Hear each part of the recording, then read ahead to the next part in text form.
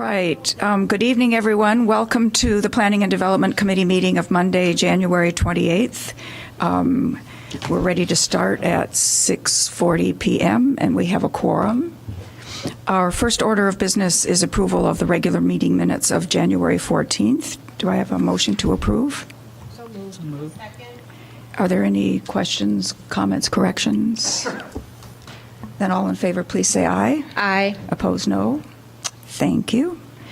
All right, our first item of business is for staff recommends approval of $28,675 for Community Partners for Affordable Housing, SEPA, to continue administering Evanston's inclusionary housing ordinance, centralized wait list, and to conduct income certifications and recertification of households for inclusionary units. The Housing and Homelessness Commission reviewed SEPA's proposal at its meeting on December 6th and concluded it should receive a favorable funding recommendation. However, due to a lack of quorum, the Commission was not able to officially vote on the application. The funding source is the city's Affordable Housing Fund, which has a current uncommitted cash balance of approximately $800,000, including $50,000 budgeted for other program costs for fiscal year 2019. Move approval. Okay, so this item was held at the last meeting for additional information, which was provided in our packets. Does anybody have any further questions or comments?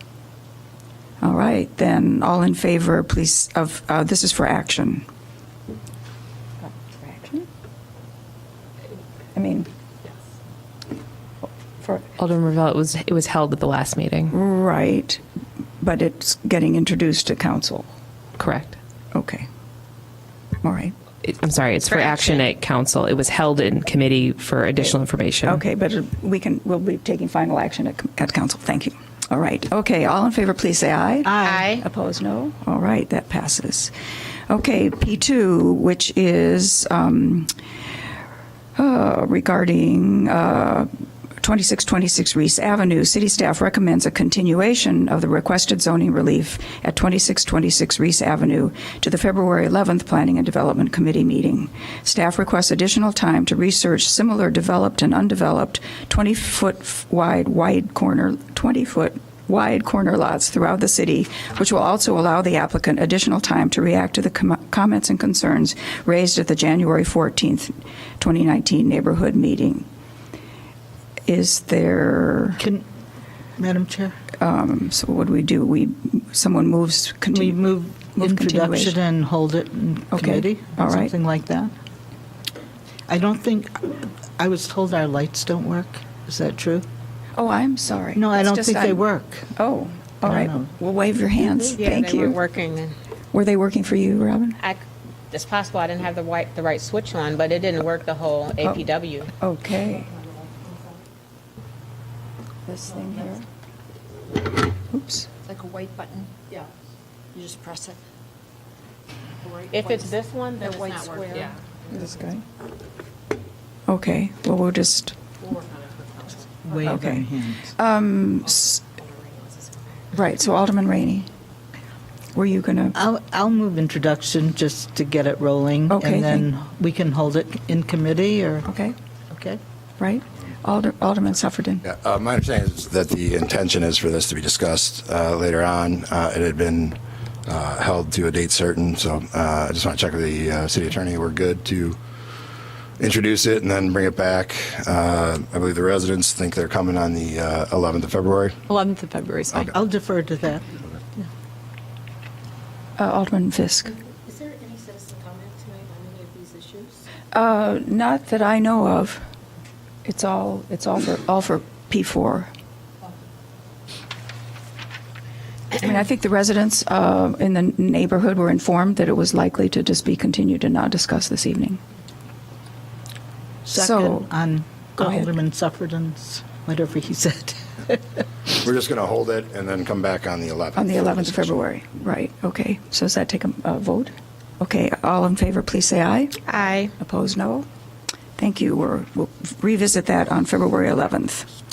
Okay, P3 is The Zoning Board of Appeals and city staff recommend adoption of Ordinance 9-0-19, granting special use approval for a ground floor medical office, North Shore University Health System, and major zoning relief for no additional parking spaces, where 7 additional parking spaces are required for a medical office in the C1A Commercial Mixed-Use Development District and the Dempster, Maine Overlay District. The applicant has complied with all zoning requirements and meets all of the standards for special use and major variations for this district. And Alderman Nguyen is requesting suspension of the rules. Alderman Ravel. Yes. I'm just moving to introduce it tonight. Okay, all right. Then please go ahead and, I move introduction. okay. Second. Any discussion on this item? All right, then all in favor of the motion for introduction, please say aye. Aye. Opposed, no? Thank you. Yeah, I think so too, right. And since I know that P4 is going to take considerable discussion, I am going to move up P5 just to take that off of our list, and that is a vacation rental license for 1945 Jackson Avenue, Apartment 1. City staff recommends approval of a vacation rental license for the property located at 1945 Jackson Avenue, Apartment 1. The vacation rental meets all of the standards and procedures for license approval. Could I have a motion? Move approval. Is there a second? A second? Second. Thank you. And discussion. Robin, is this anything you know? anything about? No discussion. I don't support it, but no discussion. Okay.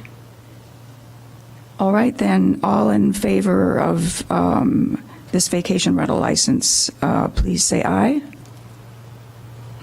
Opposed, no? Could we hear more? I mean, What was that? could we, Oh, the could owner's the alderman here. on the ward Is the owner give here? us some counsel? The operator's here? Okay, thank you. Oops. I'm sorry. Good evening. Hi, good evening. Yeah. I'm Vic Malesha. I couldn't hear. what was Right, going- so we're discussing the application for a vacation rental license for 1945 Jackson Avenue, and is that your application? Yes, that's my Yeah. application. Can you give your name and? The owner tell- or operator? Yeah, I'm the operator. I'm the business building manager.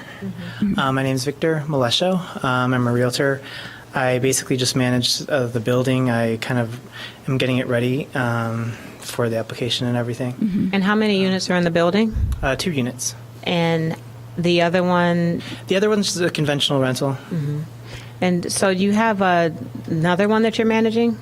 Yeah. On the block? Yeah. mhm. And how many units are in that building? There's 2 units in that building that's vacation rental ready, and there's then the one unit in this building that we're. My concern is the amount of vacation rentals owned by one operator on one block. So for that reason, I'm not in support of it. I would like to see housing options available to families.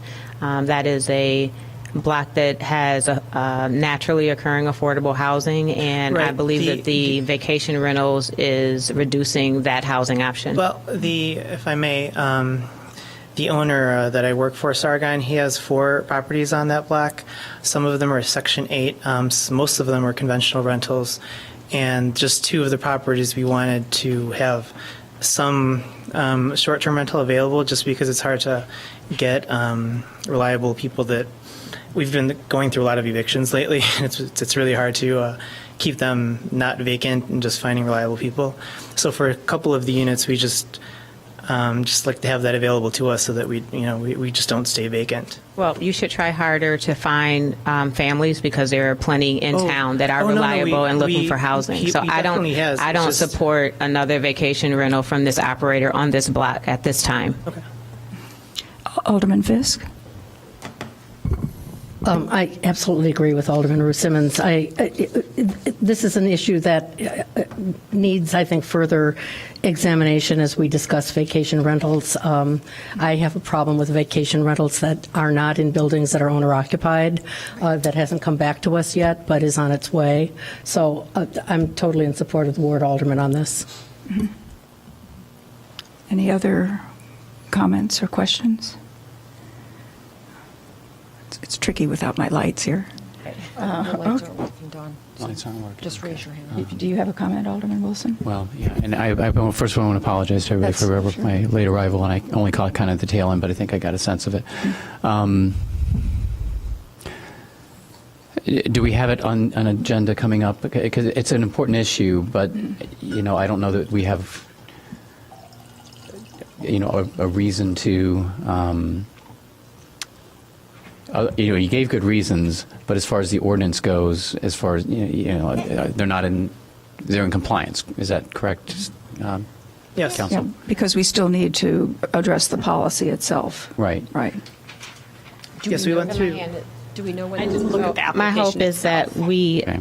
as we continue the affordable housing discussion, Right. that we will get to some policy there and regulate the quantity and the terms of vacation rentals. So under any circumstances, whether we change our policy or not, I won't be supporting this operator having another vacation rental on this block. And a negative cumulative effect is built into the ordinance, correct? Okay, so that would be a reason, so, Right, as you yeah. described it. Okay, Yeah. thank you. Thanks, Alderman. Sure. Simmons. Alderman Fisk? And to your point, Alderman Wilson, I think we've made it clear from the beginning that we have serious questions about the ordinance and the policy and are looking to have a further discussion. So I think that's in the record already. The owner actually owns more on that block and supplies more just conventional rentals to Section 8 and to just renters, just conventional renters. So just to let you know, it's not necessarily it's just kind of balancing with what he does own and just making it available to everyone so we have more options. Right. Alderman Ravel, for purposes of the record, the standard reads under C1, the proposed vacation rental will not cause a negative cumulative effect when its effect is considered in conjunction with the effect of other vacation rentals in the immediate neighborhood. And this speaks to Alderman Ruth Simmons' concern with Right. the adjacent vacation rentals. Right, yeah. And the other one that he owns is at the end of the block, and this one's at the other far end of the block. So they're at the both like kind of polar ends. If that makes Very sense. familiar with the Okay. block. I'm your neighbor. Okay. So Right. not in support of it. Okay. Appreciate that he's hired you to come and do property management, and that's certainly an improvement from the conditions of the property before you came. Still no to additional vacation rentals. Okay, are we ready for a vote? Then all in favor of this vacation rental license application, please say aye. Opposed, no. No. Okay, it seems to be unanimous no.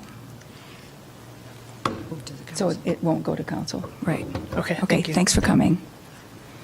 All right, now we're ready for P4, and first we're going to hear from the applicant, and then we'll hear from the public comment, and we have roughly 16 of you all signed up, so we'll be looking to give each of you about 2 minutes max to tell us your thoughts.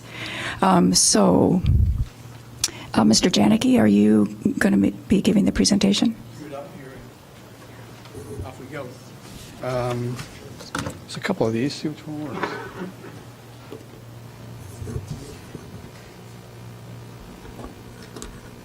Do you have one that works, Michael? Or? Boom. All right. Hi, my name is Paul Janicki with Paul Janicki Architects.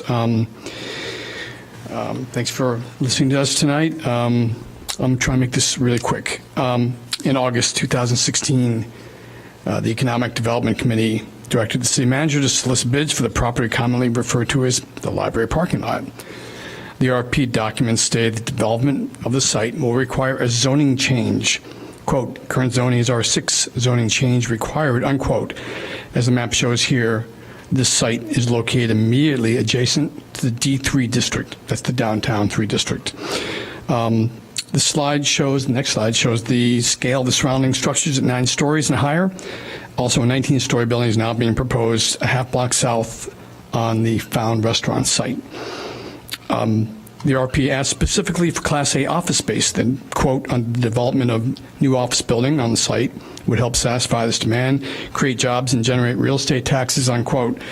To be more specific, if completed, the building will give the city approximately 500 new office workers to patronize the downtown businesses and over $1 million a year in property taxes.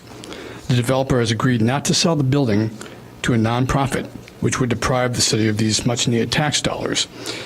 Developers submitted plans and renderings, one shown here, which proposed the building lot line to lot line. The community, through award meetings, rejected these proposals for their lack of sensitivity to the historic makeup of the downtown and for the use of all-glass curtain walls, which have no relationship to the surrounding historic architecture. The proposed building, our proposed building, 5 feet from the north and 5 feet from the south lot lines. The entry to the offices is through a lobby on the Chicago Avenue side. The city requested that all cars and service vehicles enter from the alley as opposed to making a curb cut on Chicago Avenue. The RFP stayed to provide contextual, high-quality design. We embraced that approach and worked to make our building sympathetic to the wonderful heritage of downtown's best architecture. We felt these were the Marshall Field Building, the Carlson Building, and the Library Building, just to mention a few. So the base is composed of brick and limestone to harmonize with the Mayo Design Women's Club next door, and the other adjacent brick buildings, the library, McManus Hall, and the Evanston Place across the street. We also add porch-like building entry on Chicago Avenue to have a conversation with the other porches of the Willard property to the north. I also want to mention in this slide that we did quite a while ago, it shows a 3-story high parking base, and it's actually now 4 stories in the current iteration. So above the space, the office component is composed of sand-finished precast panels. The windows are a non-reflective variety broken down into more human-scale proportions by the use of muttons. The area between the windows, referred to as the spandrels, are articulated folding chevrons to catch the light during the day to impart a more dynamic appearance than plain glass would. So every development team came up with almost identical plans for the site, a 3-level parking garage with 8 stories of offices above. We arrived at the same conclusion given the price of the site. After many discussions with our immediate neighbors and city staff, we adapted portions of the building to strike compromises in the design. The Willard property requested that we not pave anything on the north side of the property that would allow pedestrians to pass by. The Women's Club asked that we not provide any kind of rental venue that would compete with their business. We complied to both those requests. We also offered to build a visitor center for the Willard organization in one of the front lobby spaces, but that offer was declined. The building lobby is on Chicago Avenue. There is a bike room off the lobby for 50 bikes. This is sort of a public/private bike room, which is heated and cooled. Of course, the garage parking is accessed from the alley, as I discussed, the loading dock and trash areas in the northwest corner. In order to make a more architecturally resolved west portion of the building and also to make the loading dock function properly, we asked that the city vacate 321 square feet of the alley, which is about the size of a living room, to achieve this. City staff and neighbors were concerned about the number of parking spaces, and we wanted to keep the base of the building low so as to blend in more fully with the other 3-story historic structures on the block, but were compelled to add another parking deck for this reason. In order to fund this extra level, the developer proposed an additional story of office space to accommodate that. We were concerned about the add height and worked with our structural engineers to effect a shorter floor-to-floor height that you now see. One of the issues that kept arising was the number of parking spaces. The original RFP stated the developer would replace the 74 surface spaces currently in the lot. Although at first glance this sounded reasonable until you actually do the research. Parking counts were performed on 4 different dates and revealed that during the day an average of 24 cars were parked there, while the underground garage under the library itself was 3/4 empty. It became clear that 74 spaces were not needed during the daytime. In fact, on some days, there were more open spaces in the library garage than there were cars parked in the lot. So we realized, however, that some people would want to still use the above-ground covered parking in our building, and that's why the entire first level is dedicated to public parking. After 5 p.m. on weekdays and weekends, the entire garage of 112 spaces becomes available to the public, therefore raising the currently available parking spaces from 74 to 112. If we were to meet the requirement of 74 cars and the additional parking requirements of the new office spaces. The parking deck would have been raised to 8 or 9 levels, with an office tower above that. Our intent was always to keep the building as low as economically possible, so the notion of the add cars was counterintuitive. As a green city with major rail lines and buses, it made sense to approach this project as a TOD, a transit-oriented development. The developer has also agreed to lease 50 spots in the Chicago Avenue garage, just a half a block away, to ensure that there will always be parking for the public and office users. Some concerns were raised by staff and citizens regarding the safety of the new alley configuration. We had the Evanston Fire Department drive their trucks to the new alley layout, and they agreed that it was perfectly safe. They also suggested that moving the building away from the alley might make the intersection there safer for autos and fire vehicles, and we now redesigned exactly that. We also had our engineer provide turning radiuses and traffic flow diagrams for fire trucks, delivery trucks, semi-trailers, cars, and they were satisfied with its design. A new crosswalk with signage and dedicated lighting will be provided between the new building across the alley to the library sidewalk. There's presently no lighting, no sidewalk, no signage. We will also be providing electronic parking signage to assist motorists about where there are open parking spaces. And a full-time security staff member will be monitoring the garage.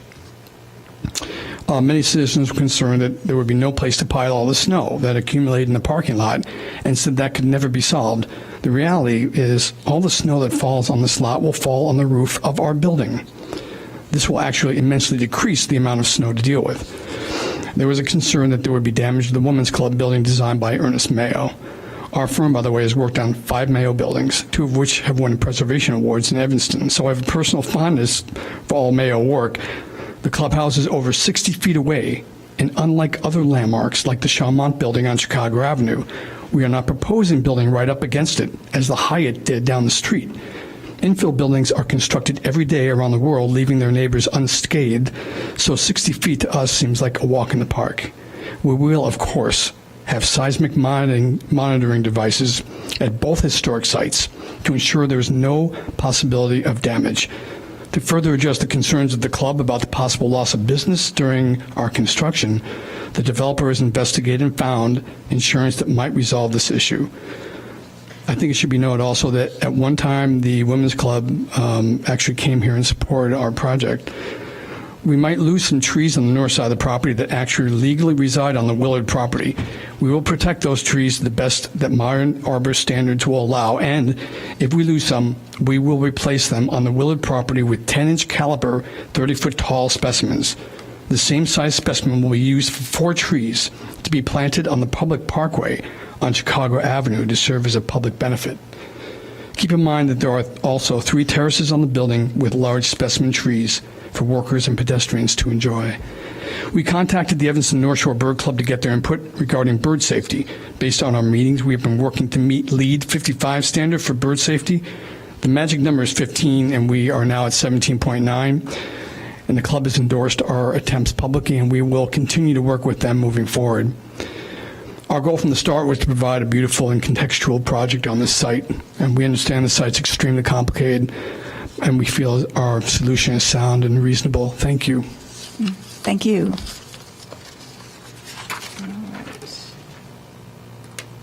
I have a list here. I'll read the first 3 names and encourage you all to get ready to take your place at the microphone. Mark Tendam, Marsha Kaur, and Joan Safford.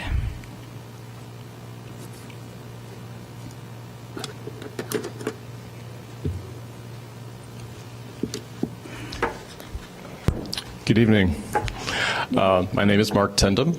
I'm here tonight in support of the organizations that will be following and speaking, the women's organizations, women's history organizations that have cared for these properties for decades.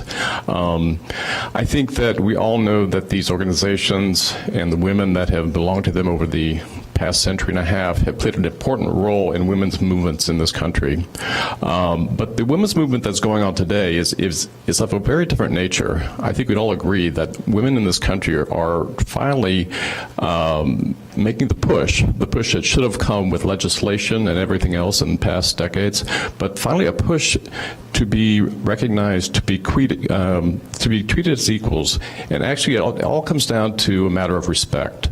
I think tonight's presentation and the critique following it will show you that there's not been a lot of thought given to respecting these historic sites, the countless hours of care and fundraising, the countless hours of lobbying for historical recognition. They've all been very, very well done over the past decades, but I think it's finally time to recognize what exactly this means to our community. The historical richness here is something that many communities would really, really die to have. So I think tonight is all about respect and respecting our past, but also respecting the present efforts to make these sites safe and continued interest for generations to come. Thank you for your time. Thank you. Marcia Kerr. Good evening. My name is Marcia Kerr, and I'm a condo owner at 1738 Chicago Avenue. I attended the Plan Commission meeting in December of 2018 and requested a continuance so that I could discuss the proposed project with my fellow owners at 1738. I circulated a petition in opposition to zoning amendment from R6 to D3, which would allow for a proposed office building at 1714 to 1720 Chicago Avenue. I obtained signatures from over 60% of the owners at 1738. We have several concerns. We believe that an increase in vehicular traffic in the narrow dog-legged alley with poor sight lines extending from Church Street to Clark Street will negatively impact existing vehicle and pedestrian traffic and safety. This traffic includes commuters, day-long truck traffic, and deliveries. There are currently 4 underground garages where cars enter and exit the alley, plus service parking lots in the alley behind the WCTU and historic buildings and the Women's Club of Evanston on Chicago Avenue. The developer only took the library parking into account in his analysis of traffic and safety in the alley. We believe that the number of people who will work in the proposed building will cause traffic backups on Church, Clark, and Chicago Avenue, and at the entries to the alley at Orrington Avenue, Church, and Clark. We are very concerned with the height, mass, and scale and overall bulk of the proposed building design and the possible negative impact on property values in the immediate area. Most believe that the proposed building is incompatible with the Women's Club building and residential and historic structures in the immediate area. Loss of parking is a major concern. The developer did a limited survey of the parking in the metered service lot and concluded that the lot was not fully used. But if you walk down on other days, that lot is pretty full. The lot is almost always nearly full. I suspect that a more extensive study over the course of several days would show the use of that parking lot more accurately. The lot is being used and probably generates some revenue for the city. Please vote no on rezoning the library parking lot from R6 to D3 for a planned development that does not respect the character or meet the standards of this site. Okay, thank you. So Joan Safford, and then Sarah Shostak and Bruce Ennenbach. I forgot to bring my own timer, but I'll introduce myself and then say, go ahead. I'm Joan Safford. I've been a resident of 1618 Wesley Avenue since 1967. With the hearings completed regarding the proposal to build a 167-foot office tower at 1714 through 1720 Chicago Avenue with 5-foot setbacks from the properties containing historically and architecturally significant buildings, 1/4 its size, the strong public record against the rezoning and development is finally before you. Based on that record, the DAPR and the Plan Commission have voted against recommending that it go forward. The spot rezoning to Z3 and the plan to put this looming building fronting on a block currently entirely zoned R6 and backing up against a difficult alley on its west side violates all 4 standards of the zoning ordinance for approving a rezoning. Subsection A, it is not consistent with the land use and circulation goals and objectives of the Comprehensive General Plan, which explicitly commits to preserving and enhancing Evanston's historic districts and structures, to prioritizing the safety and convenience of pedestrians and bicyclists, and to assuring that buildings are of attractive and compatible design with the surroundings. Excuse me, I'm losing my voice. Subsection 2, it's not compatible with the overall character of the nationally and locally landmarked properties in the immediate vicinity. Subsection 3, C, it will have an adverse effect on the value of adjacent properties, both economic and cultural, as attested to by the representatives of the library, the Women's Club, Francis Willard campus, and the proprietors of the adjacent small eating and entertainment venues. Subsection D, it will have a negative impact on the delivery of public library services and public safety and sanitation services by aggravating the already complex public safety issues caused by the dogleg configuration of the alley and the many vehicles entering and leaving it from the residential buildings. When I served on the Evanston Zoning Amendment Committee, though we were sometimes pressed to do so, the committee never agreed to rezone based on a plea that granting the buyer's proposed change in zoning would allow the seller to receive a higher price. Such an approach could not meet the standards for amendment contained in the Evanston zoning ordinance. I urge you tonight to correct the unfortunate situation caused by the City Council's putting out a request for proposal without first giving notice and holding hearings on the rezoning which was built into the proposal. Okay. Could you wrap up, Joan? Yes. I urge you, for that reason and for the others that I have put in my various letters to all of you, I urge you to reject the application based on the record of the developer's failure to meet the requirements of the zoning ordinance. Okay, thank you. Sarah Shostak.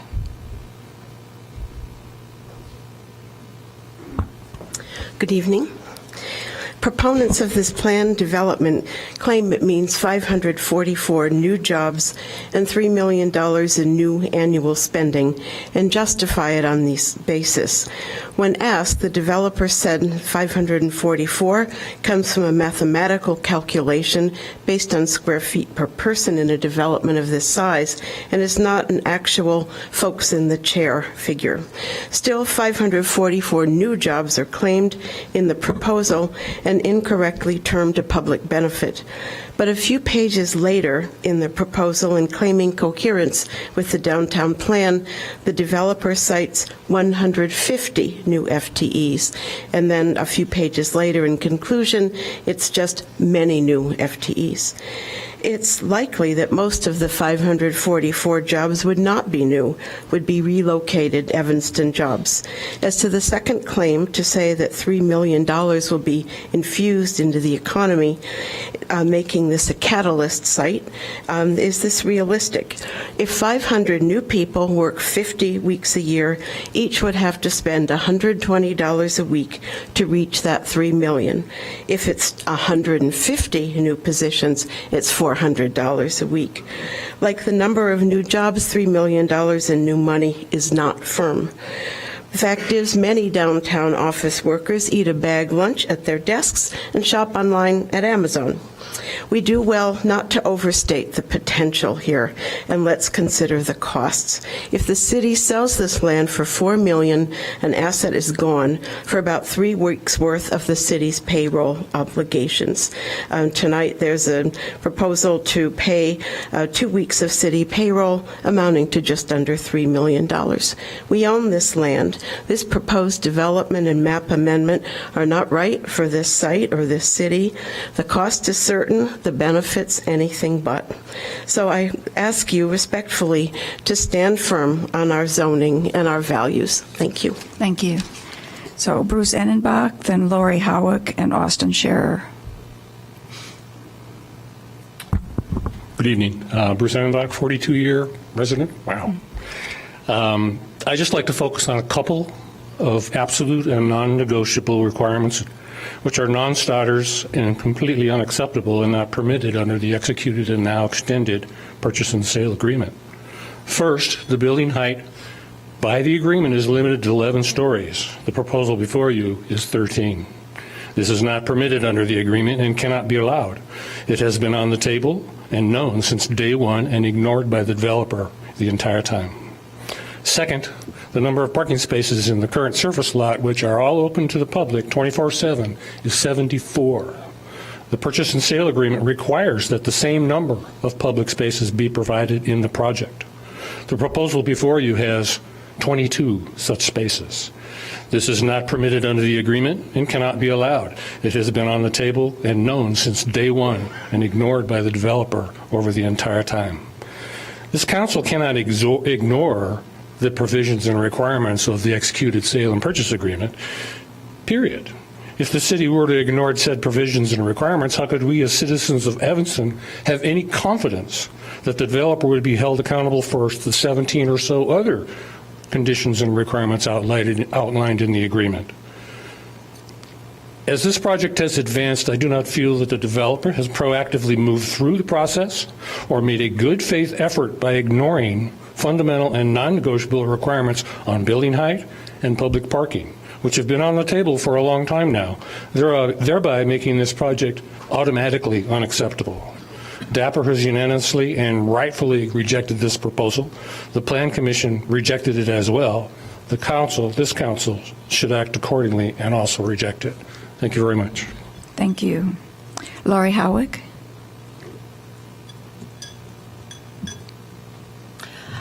Hello, my name's Lori Howick. I live at 1738 Chicago Avenue, the white cube at the corner. I'm here in opposition to this proposal and the zoning redo, but I have questions first that I haven't heard answers to at other meetings I've attended, and I'm wondering if you'd rather I ask them all and give people a chance to answer them afterwards, or ask and get an answer and then move on.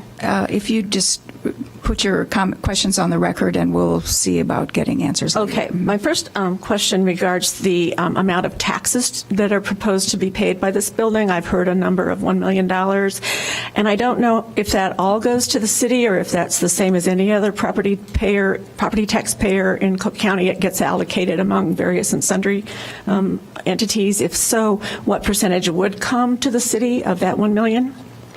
What is the current revenue of the city of the existing library lot parking spaces? 3, just another statement about the parking study. Apparently, at least 3 of the days mentioned in their packet were when Northwestern was only in partial session. At least one day was done when Catholic schools were on spring break. So I have no idea if you would consider that an adequate traffic study or not. 4th, there is not a curb cut on Chicago Avenue. How then do passengers get dropped off at the front of the building? How is the access other than through the parking garage?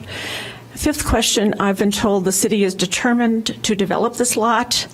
If this isn't approved, you council members, you development committee members will probably approve something else. Is that truly your position on this lot?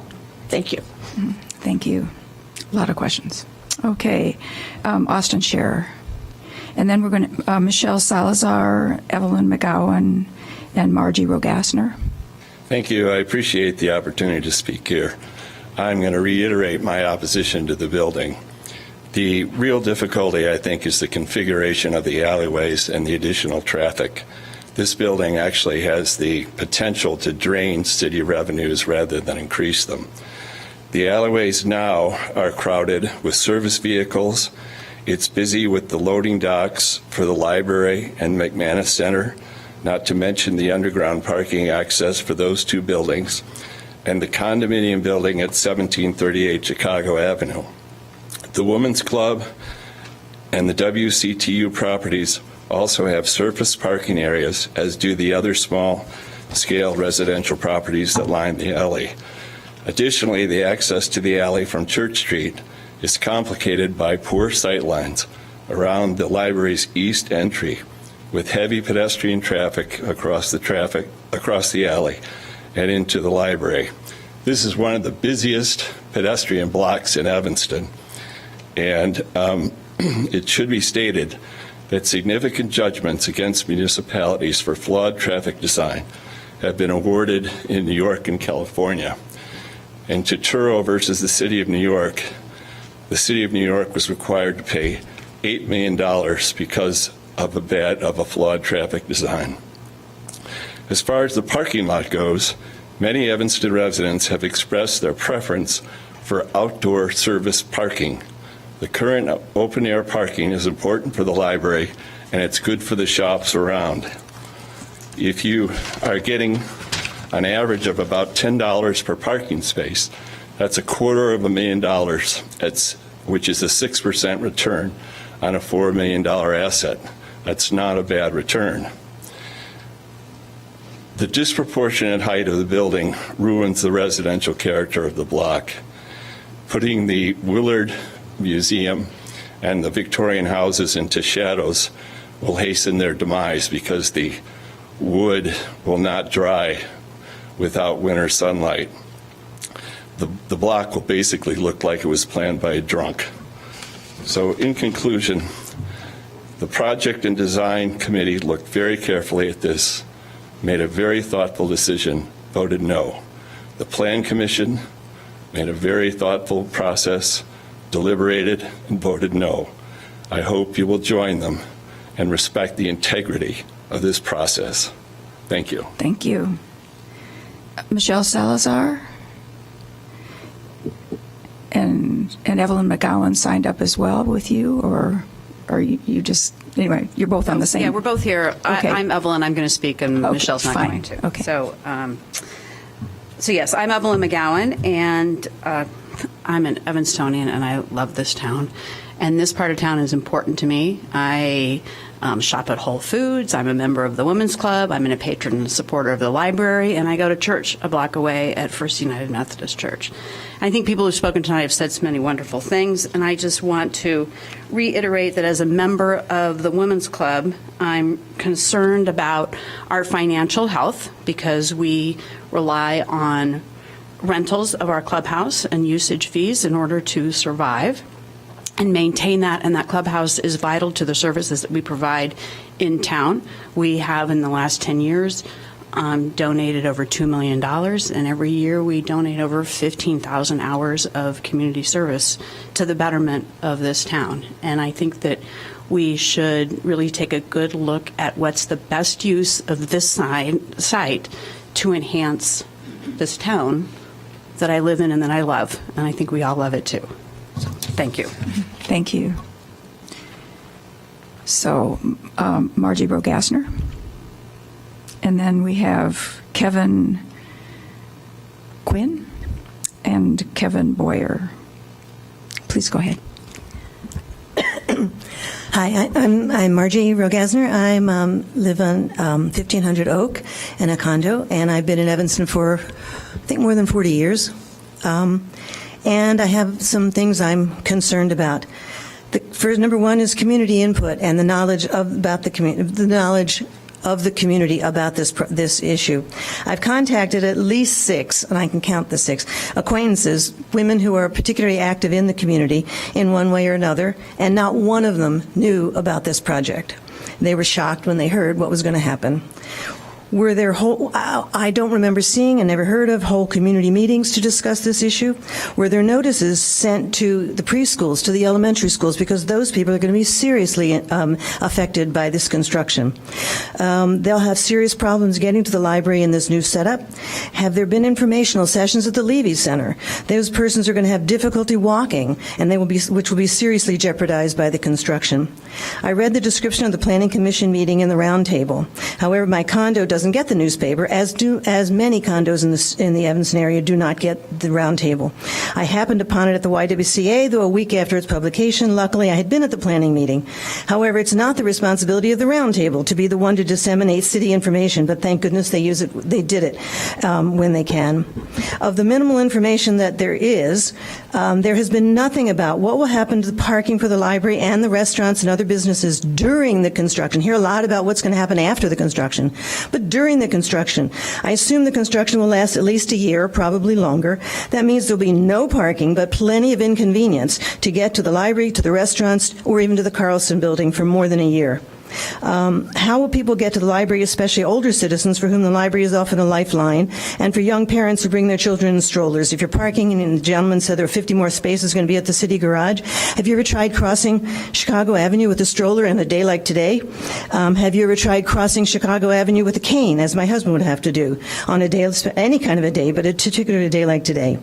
The architect said that meeting... Could you wrap up? Yes. Thank you. Absolutely.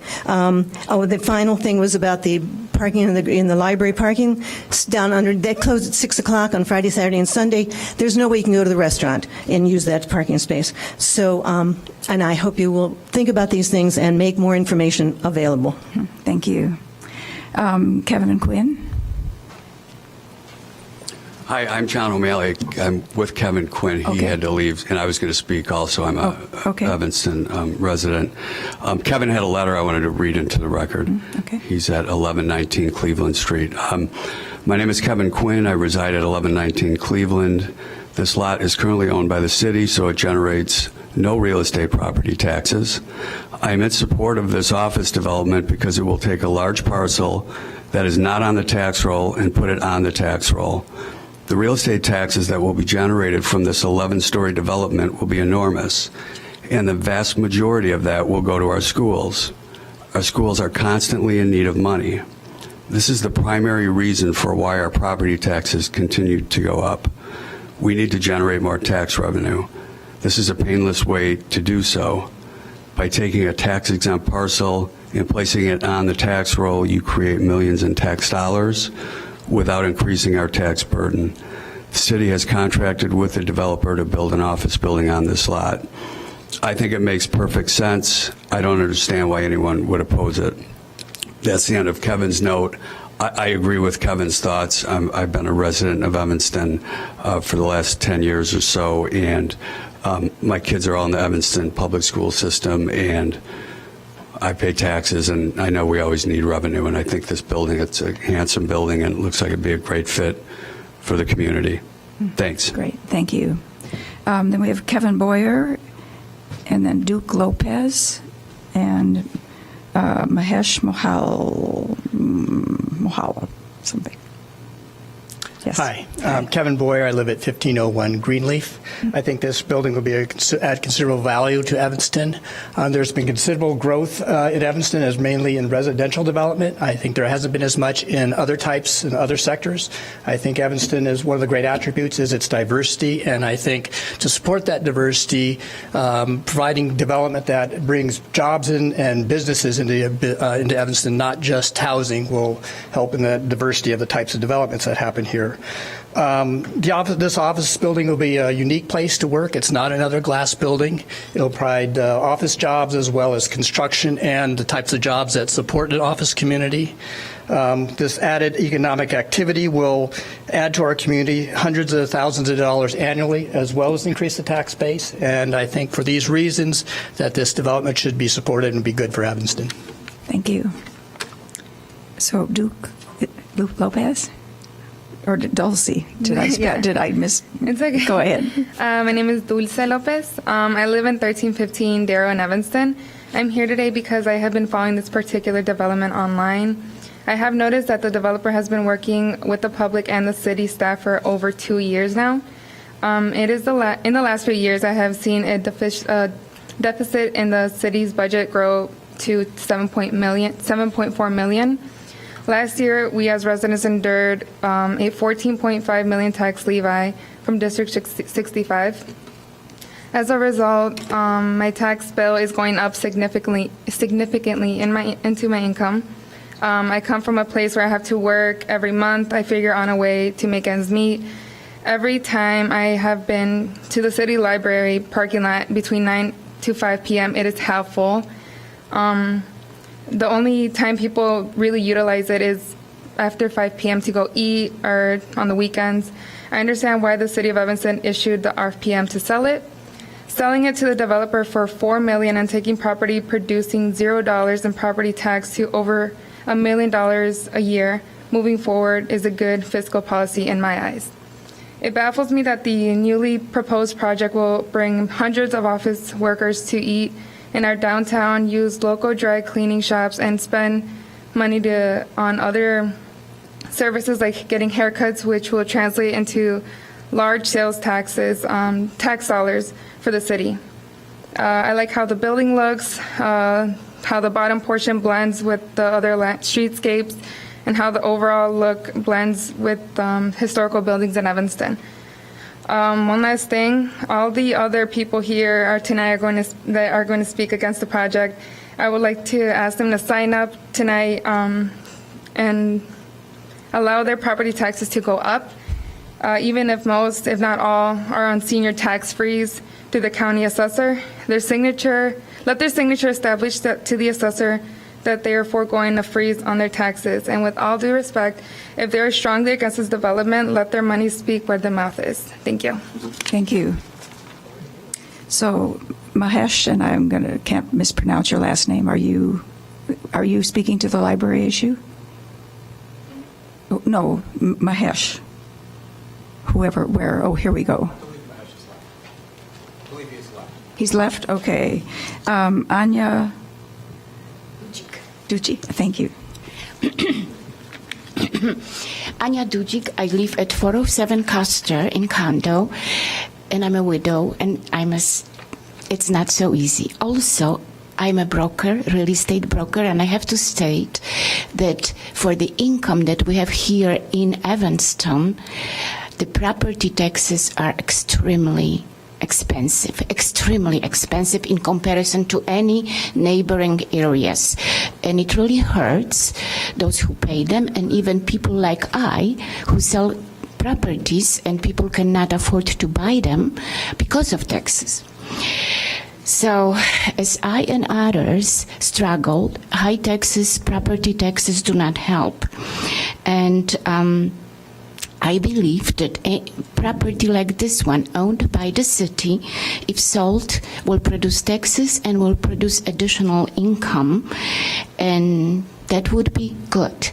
And I was also told that neighboring properties do not pay taxes either.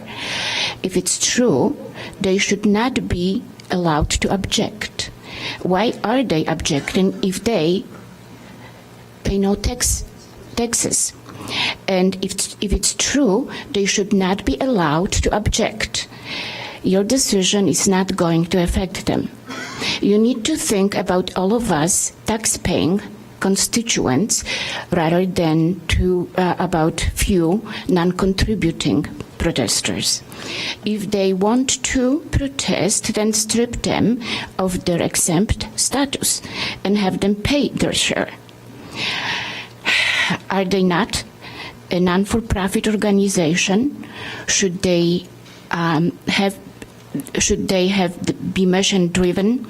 It sounds like their mission is to make money, which is fine if money is their goal. But if so, they should give up their non-for-profit status and become a for-profit corporation and join the rest of us tax-paying Evanstorians with the effort. We simply cannot afford to lose all the economic benefits of the development and what it would bring. And I think it's time to realize that. I also wanted to add, when Eiffel Tower was built, just like many other structures that were so different from, let's say, Paris, or other beautiful cities, there was so objection, and after the time it became landmark that is more memorable than any other beautiful Parisian Baroque and Renaissance buildings. Thank you. Thank you.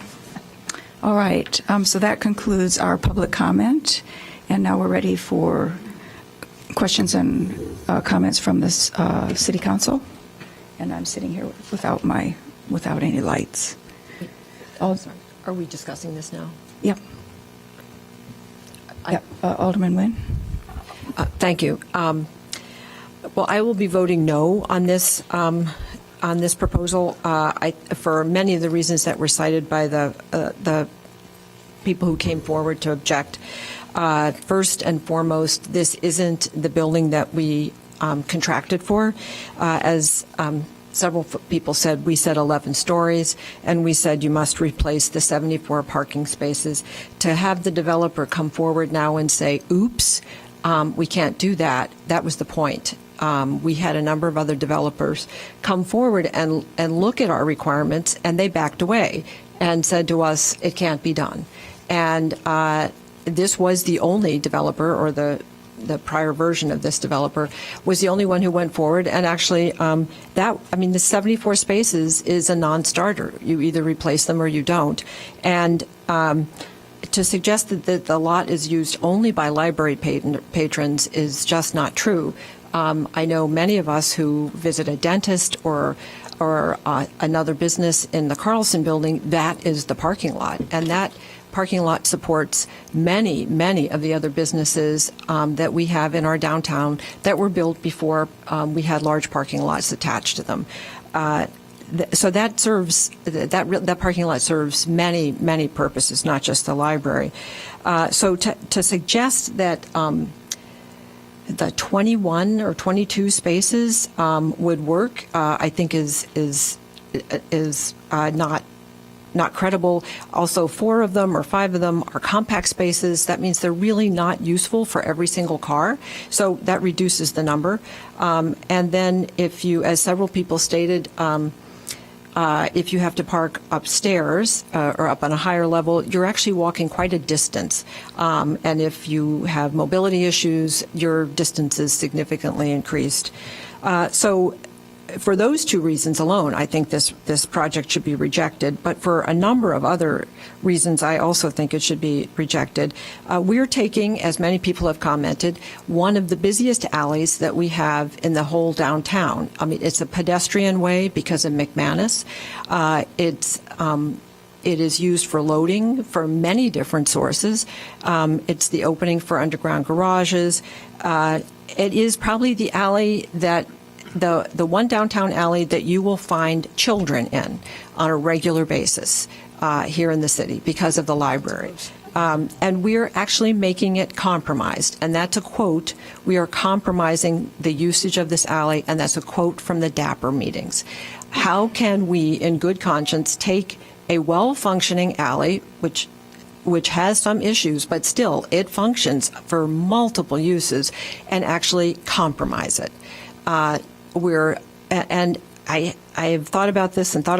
I think the one sign that we can all agree that no one obeys is a stop sign in an alley. The idea that we would create a dog leg with a blind corner on an alley that has all of these uses is just unfathomable to me. So I cannot support this building. Bait and switch is the phrase that comes to me. We laid out what we would agree to, and that's not what has come back to us. So I think that office jobs are very important. We have another proposal coming to the city at 601 Davis that will be is proposed to be an office tower. So there is a demand for this now from the private sector. We will potentially find a use for this parking lot someday, but this is not the use. And also for a city that prizes our efforts on preservation, holding on to landmark buildings for both architectural purposes but also historic purposes, and to recognize our history. We have farmhouses that are landmark buildings. We have bungalows. We have buildings where important people lived in our community that we have landmarked for that purpose. For a community that really is known for its preservation, I don't understand why we would obliterate them.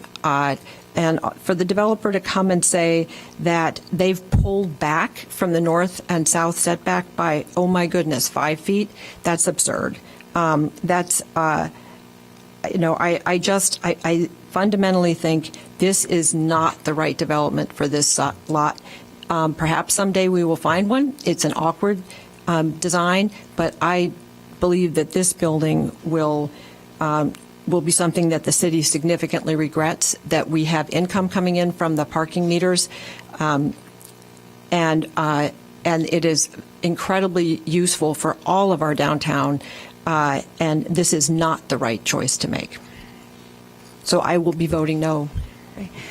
Alderman Fisk and I neglected we should probably have a motion before we, so would you care to make the motion, Alderman Fisk? No. Someone else make a motion, and then I'll call on Alderman Fisk. Thanks. Alderman Wilson, will you make a motion? Thank you. we're going to talk, you talked about it, so we Okay. have to have a motion. I wouldn't have talked if someone hadn't. Okay, I'll make the motion. I mean, if no one's going to do that and we can't have discussion until we do, then I certainly will do it. So I move approval for Ordinance 4019, granting a special use permit for a planned development located at 1714 to 20 Chicago Avenue and amending the zoning map from R6 to D3. Is there a second? Second. Okay, Alderman Fisk. Thank you very much. Well, Alderman Nguyen, I think it's really incumbent on us when we're having a community discussion not to allow ourselves to use basically derogatory terms like bait and switch and some of the other terms. This has been a process that's gone on. The building is in my ward, and it's been a process that's been going on for several years now, and it's been a very thoughtful process. As a lot of you may know, in my ward, the promise to my constituents is that when we're considering a development, I will bring it to you. I will never go into a meeting with a developer without letting you know that we're having a meeting, and I'll let you know what happened when it comes out, and we'll always discuss everything at a ward meeting. And that's been true times 10 with this building. There's no doubt, again, as Alderman Nguyen said, that we need office development in the downtown. Class A office space is something that we desperately need to support the economic viability of our central business district. As a former small business owner downtown, I know the challenges that are facing our central business district, but I also know from contacts in my ward and in Alderman Wilson's ward, we cover most of the downtown, that the other business owners and service providers in the downtown need feet on the street to survive. So the challenge to the City Council is really how to balance that, how to balance a development that will provide not only additional property tax revenue, but also sales tax revenue, and the lifeblood of that provides support for everyone in the downtown. I mean, we all have been here for a long time. I think a lot of you may remember when there was nothing going on in the downtown and how hard we've worked over the past few years to energize the downtown, the response that we've had not only from residential developments but also from restaurant owners to do that. The rebuilding of Fountain Square hopefully will add to that, making the library an anchor for our downtown business district. So if you look at that all as a whole, you'll understand why this building is important. This building isn't just important to me for those reasons, though. This building is important to me because I have constituents that are on that block. The Women's Club, the WCTU, Northwestern University, the Public Library, the folks at Lakeview Terrace, which is 1738 Chicago Avenue. All are important in terms of giving me their feedback and advice moving forward. I think that, as I've said to all of them, my feeling is that this block will be developed in the future. It's just how it's developed is really important. And I made that very clear to the developer and during the RFP process that unlike developments perhaps that go on in other communities, we need something here that really speaks to Evanston, speaks to the character of Evanston, speaks to the architectural history of Evanston, and how we feel about living here. We live here because it's different, and we live here because it's beautiful. And we live here because of all of the history that comes to bear on our everyday lives within the city. But we're within the downtown on this block. I think when this block was rezoned or zoned in 1993, and it was zoned R6, it was zoned for an 85-foot tall building. It wasn't zoned open space for a parking lot or a park or anything like that. It was zoned for an 85-foot tall building with 12 more feet of additional space. And as a planned development, given the size of the building that would probably exist on or be built on this lot, it would be 4 more additional stories of parking. So you're talking about a building up to 13, 14 stories taller than this building that could be built on that lot. That's the reality of this. So if you look at that and you look at the impact that a residential rental building, for example, would have on that block, where you have move-ins, move-outs on a regular basis, you've got a lot more traffic coming in and out than you would from basically an office building where folks come and stay all day. The impact on the alley would be much, much more intense than it would be with an office building. The other thing is that I think, unfortunately, I will have to disagree with the public benefits and the interpretation by staff about the public benefits.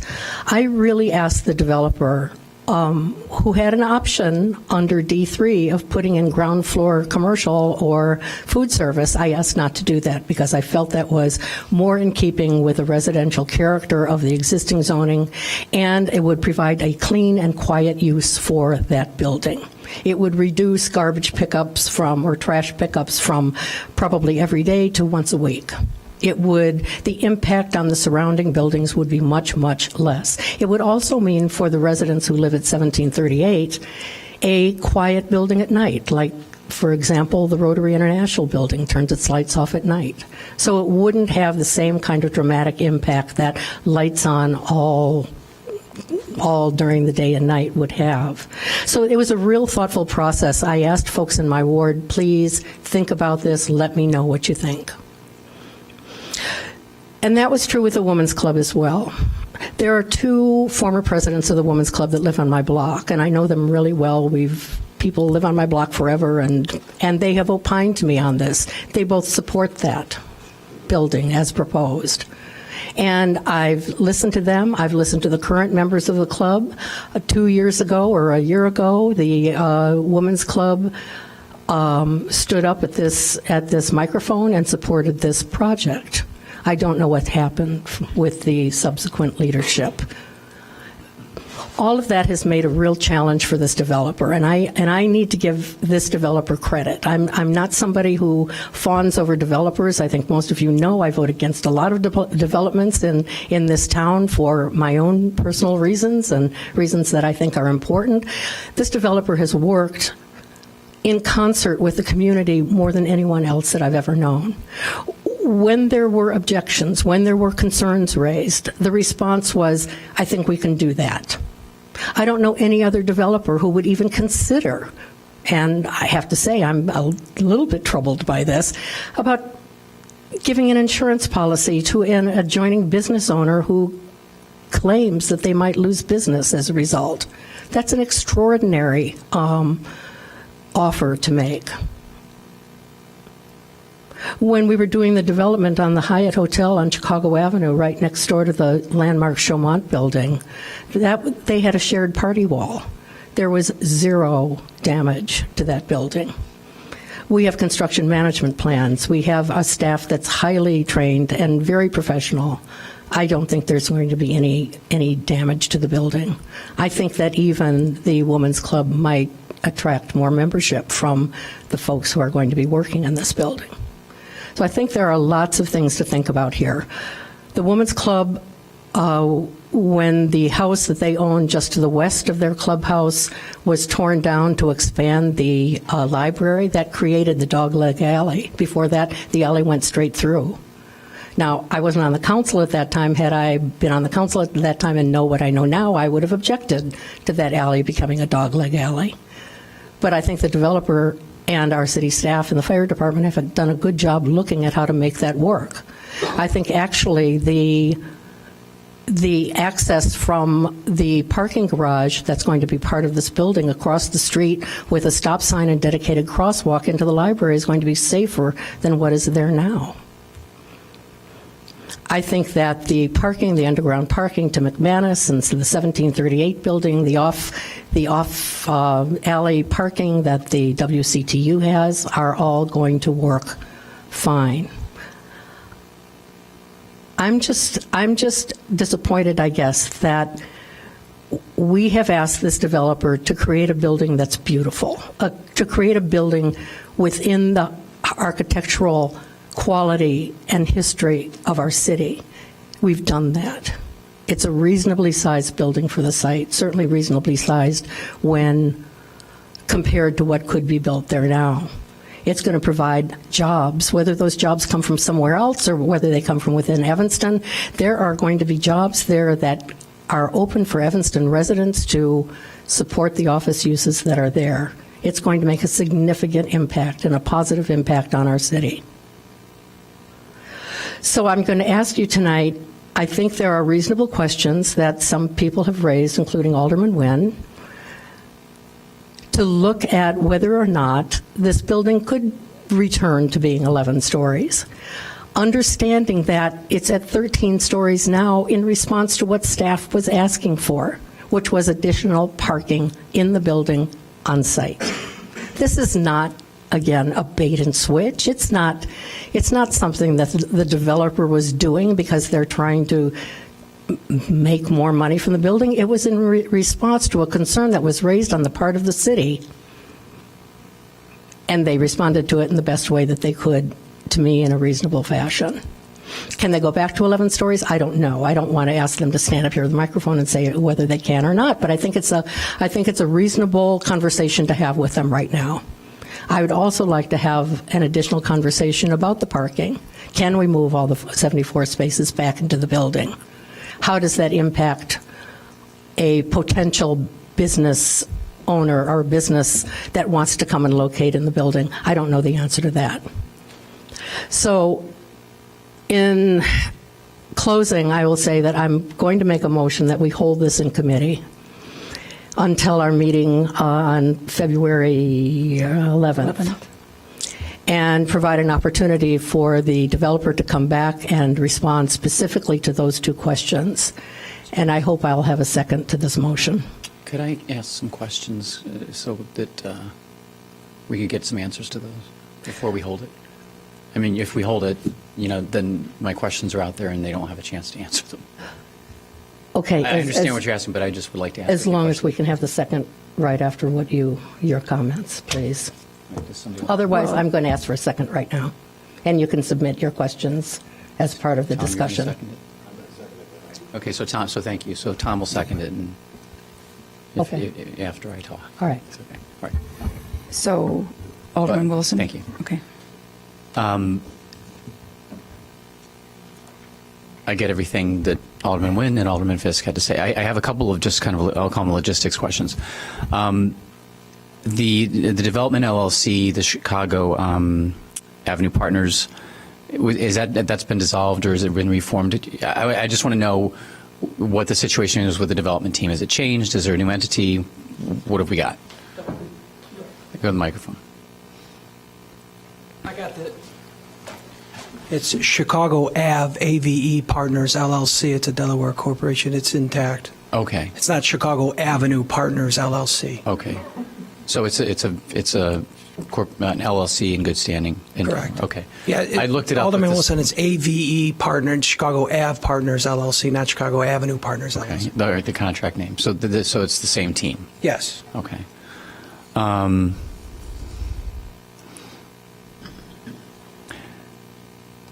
Okay, well, you already asked, you kind of posed the other questions about, how, and so I'm just going to, I guess it's kind of a comment / query, but this was a long process in the first instance. A lot of community input. I had a lot of conversations with people in the community, and I spent hours and hours and hours with the neighbors, many hours with other people in the community. But a lot of those conversations included representations that I made to them, which were, here's what the developer's doing, and they were all within the parameters of the contract. So I understand the reasons why you're coming back with something that's not within the parameters, but I made a commitment to people that I was willing to support it. So that's just kind of some of my understanding. That being the case with the LLC, I don't have as many follow-up questions as I did. I maybe had an impression that there was some changes or it was a different team, but same team, obviously the same architects. Yeah, and just to reiterate with Alderman Nguyen, how this evolved from 2.5 years is I've always been the lead developer on it, and when I went to the community meeting with Alderman Fisk, the community told me, fire your architect. So that's how I landed Paul Janicki and Halliburton and Root. They also said get rid of your co-developer, which I did. I've been the lead the entire time, but this is just an evolving process. I mean, how the like Alderman Fisk said, how it grew, and just to be clear, we're 12 and like 2/3 stories. Okay, so if you really look at everybody's groaning over here, but if we want to be detailed, that's how it grew to that level. They told us to add more parking, so we added more. If we were to add the amount of parking, 74 spots, the parking deck would be 6 stories. So we had to. Anyway, that's how it evolved, I guess. Okay. All right, thanks. I don't want to belabor it. So. Okay, so I think we're at the point of if any other committee members have questions, then for preparation for our meeting on February 11th, this is the time to ask them. I'd like my second, please. I thought we had a second.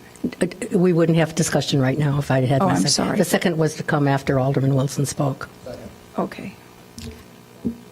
Right, okay. I just thought others might have questions to get on the record there. Okay. Then all in favor of the motion it's just held. I'm sorry. Got it. Thank you. Okay. So just to reiterate, this is held in committee now. Right, held in committee till February 11th. Right. Okay, so we're at the end of our agenda. Are there any items for discussion or communications? Then I'll entertain a motion to adjourn. So move. Second. All in favor, please say aye. Aye. Opposed, no? Okay, we're adjourned.